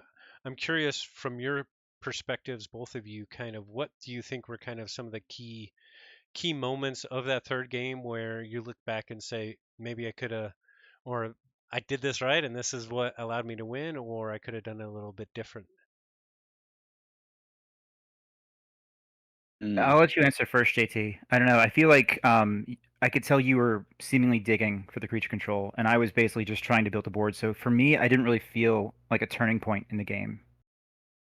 I was digging for that abandoned ship, trying to get there. I definitely questioned playing the second Whirlpool, and there was a turn early on where I had a couple disc creatures and actually a Not Tonight was messaging me after the game. She's like, "Did you think about attacking with those two disc creatures?" Like, yeah, looking back, maybe it was a better idea to take just 4 of them off the board if I could fight 2 that you had given me into 2 that you had. Um, or not, the Guardian's board could stay under control or not. And I was really hoping to get to that abandoned ship before too late. But Mm. yeah, you did a great job kind of managing your board, making sure that you had creatures to send over, and I didn't have the tools to uh, to take advantage without, finding that tidal wave or the abandoned ship. Yeah, It was I was holding my breath like every turn that you wouldn't call unfathomable, because I knew as soon as you called unfathomable, and there was the turn where you guys could probably see that I like disconnected as you were thinking about which house to call. yeah. And when you paused, I was like, he doesn't have the abandoned ship with the tidal wave, and then I was like, I need to refresh just to make sure that I didn't miss it, because if you had it, I knew you were going straight to unfathomable. Um, so yeah, like there was some interesting whirlpool turns where I was careful about what I passed you. I tried to keep the greater Oxted on my side as long as possible. And then, like you said, you kind of regretted the second whirlpool. Like I felt like the second one played into my advantage because it gave me back some of those disc creatures when you couldn't establish a board and pass me over like Unfathomable or Star Lions. hmm Yeah, I would have felt better having the second whirlpool around if that abandoned ship or tidal wave showed up. But yeah, with you knocking down my board so much, it was just kind of temporary holding. I was hoping that that Ambervac I could grab your dude for a turn, get some amber on it, and ship it back, or at least make it more difficult for you to keep your battle line I almost situated. fell for that. I almost fell for that. I couldn't put a creature on its right when you had the second whirlpool out. I needed 2 creatures, and you put the Ambervac on it, and I went to I think 11 that turn, and I just knew that I just needed to keep the burst up, and it was worth the chains to just not let you capture 2 and pass it right back. hmm hmm Yeah, that was nice. And I think I don't know if you were aggressively taking chains when you had that board advantage, but it was working well for sure. Yeah, Yeah, I and sorry, go ahead. no, go ahead, Zach. I was just going to say all those little interactions were so interesting, and we were even questioning that when you raise the tide there, but it makes so much sense that you didn't want the capture from the Ambervac. Um, I think all those interactions, both of you had moments where you were reaping in the pre-forge step because of Espeon, but you're able to get so much value out of these little moments that a better player I don't think would have. And so it was really cool to see with all the interactions there, kind of all the value that you guys were able to get out of it. So that's one of my favorite things about Dark Tidings specifically, but like just Keyforge. Like when I'm playing Keyforge, I love those games where you have these little decisions. Like you have a bunch of small decisions that all add up and give you that incremental value, as opposed to playing decks that have one large swing play to really like turn the tide in your favor. No pun intended. So yeah, like getting like the little things like, oh man, like this is such good value to like reap in my start of turn step, and seeing that kind of stuff add up over the course of a game, and just kind of like doing your best to take advantage of all of those little situations and seeing it pay off over like 7 or 8 turns. It's just really rewarding. So hmm quick draw, I just have to ask, of course, like, so how does it feel getting the second win, and taking the top spot here with KAGI? It's amazing. Not Tonight had bragging rights over me for a very long time as the only 2-time KAGI winner. So I am very, very, very happy to be tied with her now. I'm in great company, and it just feels really good. Yeah, I was supposed to take you down to protect her record, and she's like, "Now you're dead to me." She's not going to talk to you for a while. Not the night just said in the chat. It was a final worth waking up early for. Of course, she's in Poland, so it's very, very early there. But Yeah. both of you had really difficult um, um, opponents on the way to get here. JT having to fight off 2 other Sloppy Labworkers with B-Hawk and JDG. I felt like Quick Draw was like the final boss battle of Sloppy Labwork that JT had to defeat to like take out all of them, but couldn't do it. Maybe next season, like level 2 will come up, and not tonight. We'll have to fight you for it. But I thought it was really interesting there. You guys just have been dominating some of the leagues. I'm so We've proud been of all of us, like the way that KAGI happened this season. Like I think JT, you might have been the one to point out that in the KAGI top cut, I'm trying to pull it up right now.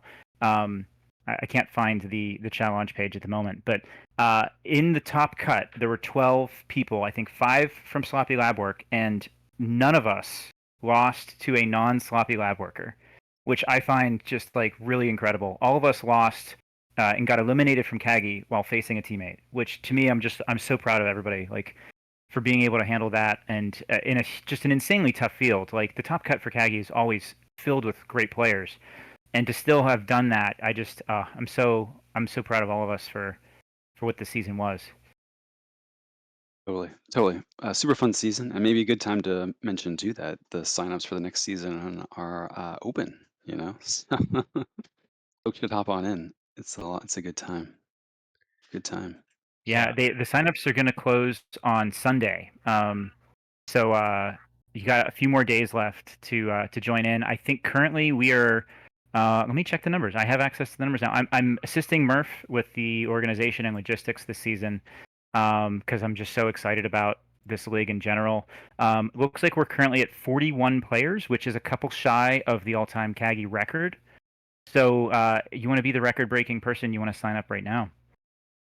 I just put the link to the new KAGI Discord server in the chat, so you can go there, get the link to the registration, and sign up for KAGI 11. I actually even signed up. I haven't been doing it with all the leagues, but I'm doing it. I'm signing up. That's good to hear. Excellent. This is the one I don't want to miss. Looking forward to playing Sloppy versus Sloppy Labwork and just getting destroyed. But so congratulations to both of you. A heck of a season. Really great runs. Congratulations, Quick Draw, with your second win. Anything else that you want to say? Well, I mean, I've got Jeremy here, so I just really want to give a shout to just the adaptive format, and we have a great following here. There's a lot of people that are really passionate about this. I really hope that we can see this at more high level play, premier level events. I have to be on my soapbox about that. It's just been such a fun experience to be able to just play your favorite deck and know that you can go into a competitive tournament against great players and just play something that you really love to play, but still have that competitive experience. So I'm really looking forward to playing more of adaptive, and I hope the folks like Jeremy over at Ghost Galaxy will agree. Try. You were supposed to say stay sloppy, and then there was a cut. Anything else you want to say, JT? Stay sloppy? No, nothing else from my side. It was a blast. I appreciate the visibility for the format. I do think it's a great format. And Zoc, Jeremy, just kudos to you both for covering the game and giving the league finals here some visibility. So really appreciate it. Thank you guys very much. Yeah, I'd really like to thank you, Jeremy, for coming on and help commentating. It was really great to have you. It's really nice thing that you did, taking the time to show kind of another way that you can really have fun with Keyforge. So really appreciate it. Thank you. Oh, of course, and I appreciate you guys all having me here. Of course, the opportunity to do this. I definitely know that, of course, again, my Keyforge knowledge is nowhere near where you guys are at. But of course, I still do obviously really enjoy and love this game, and of course, getting more opportunities to interact with you guys and show that at Keyforge or at Ghost Galaxy that how much we do love Keyforge and want to make this the best game possible that we can. So again, thank you for the opportunity to be here, and obviously again, kudos to you, Quick Draw, and JT for the fine match that we had here at the finals. It was definitely a great one to show off for the people that were tuning in and all the 20 plus viewers that were here in chat. Thank you for chatting along and watching the match with us. Thanks everyone for staying up late. Awesome. Thanks. Yeah. All right. Thank you, and I think that's going to be a stream. Thanks again, Jeremy. Thanks for the amazing match, JT and Quickdraw. Get into that KAGI 11.0 season. Go to the KAGI Discord server. Love to have you. Or just find another way to have fun with Keyforge and let everybody know about it.